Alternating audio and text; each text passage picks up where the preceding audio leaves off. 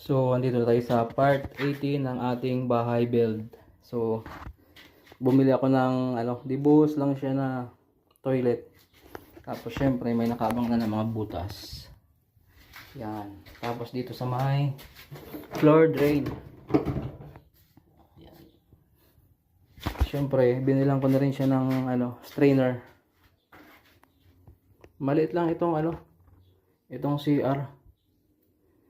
Ang laki nito, 1.5 meter by 1.5 meter yung kanyang width. Tapos yung haba niya is 2 meter. Ay hindi, 2.5. Yan. Isang isang hardflex.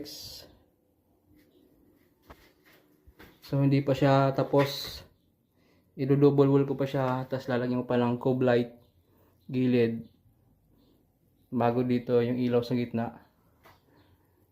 Para meron siyang RGB light design effects.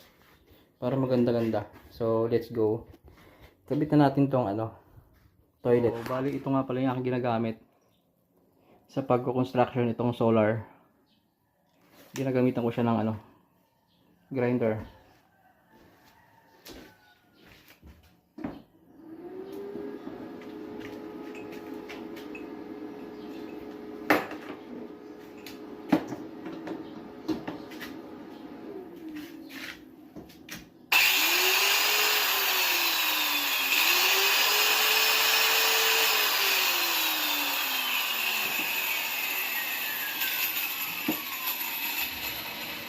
So, bali yun yung ginagamit ko.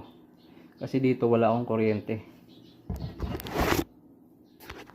Yan siya, solar. Bali dito kasi nauna ang toilet ko bago yung floor tiles. Kaya ang gagawin natin para mas kumapit yung adhesive, ihiwa-hiwaan natin siya dito.